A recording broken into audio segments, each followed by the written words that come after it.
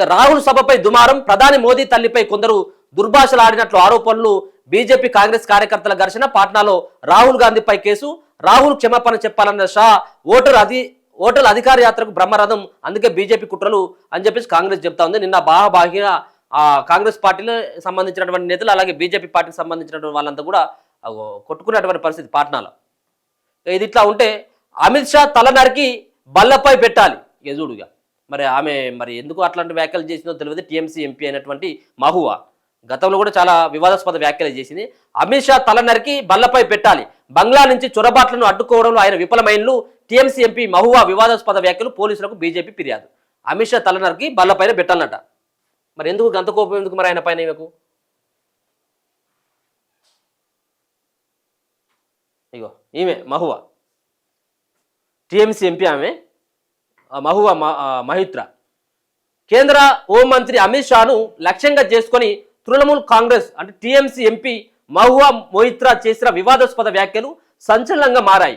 గురువారం నదియా జిల్లాలో ఒక కార్యక్రమంలో పాల్గొన్న సందర్భంగా ఆమె పాత్రికేయులతో మాట్లాడుతూ కేంద్ర ప్రభుత్వం సరిహద్దు భద్రత విషయంలో తన బాధ్యతల నుంచి తప్పించుకుంటుందన్నారు. ఈ సందర్భంగా అమిత్ షాపై వ్యక్తిగత విమర్శలకు దిగారు. బంగ్లాదేశ్ నుంచి చొరబాట్లను అడ్డుకోవడంలో షా విఫలమయ్యారన్నారు. ఆయన తలను నరికి బల్లపై పెట్టాలంటూ తీవ్ర వ్యాఖ్యలు చేశారు. ఆయన కేంద్రంలో ఆయన కేంద్ర హోంశాఖ మంత్రిగా పనిచేస్తున్నటువంటి అమిత్ షా బీజేపీ పార్టీలో చాలా కీలకమైనటువంటి నేత. రేపు మాపో అమిత్ షా మోదీ తర్వాత కాబోయేటువంటి ప్రధాని అని చెప్పేసి చెప్పుకుంటున్నటువంటి బీజేపీ పార్టీ. సో మొత్తానికి అటువంటి వ్యక్తి పైన ఒక ఎంపీ, ఒక టీఎంసీ పార్టీకి సంబంధించినటువంటి మహువా మహిత్రా ఈ విధమైనటువంటి వ్యాఖ్యలు చేయడం ఇప్పుడు బీజేపీ పార్టీ వాళ్ళంతా కూడా పోలీస్ స్టేషన్లో కంప్లైంట్లు కానీ ఇప్పుడు ఆమె దొరికితే కొట్టినట్టున్నారు ఇప్పుడంతా. సో ఆ విధమైనటువంటి అంటే ఒక కేంద్ర హోంమంత్రిని పట్టుకొని అమిత్ షా తల నరికి బల్లపైన పెట్టాలంటే ఎవరైనా ఊరుకుంటారా?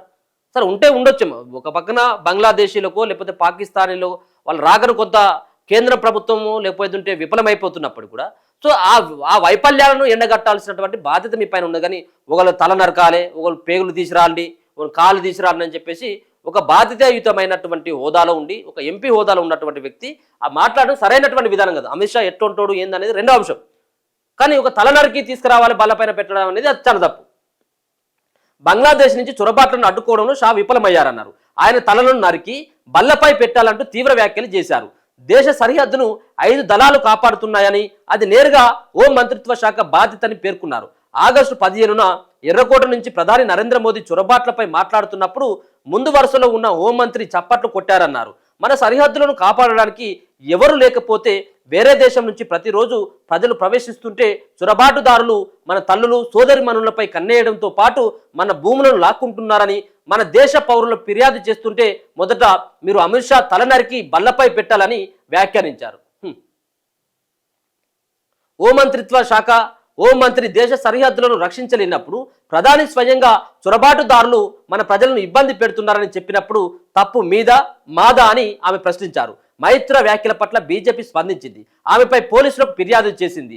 మొయిత్రా వ్యాఖ్యలు అసహ్యం కలిగించేలా అభ్యంతరకరంగా ఉన్నాయని బీజేపీ నేతలు మండిపడ్డారు. ఈ వ్యాఖ్యలు ఆమె టీఎంసీ మనస్తత్వాన్ని ప్రతిబింబిస్తున్నాయన్నారు.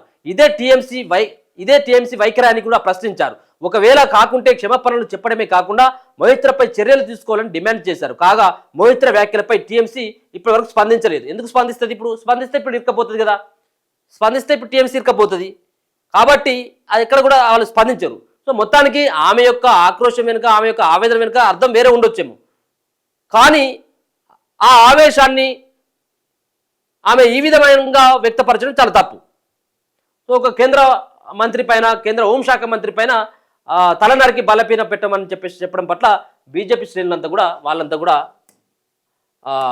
ఆమె పైన కేసులు ఫైల్ చేపిస్తూ ఉన్నారు.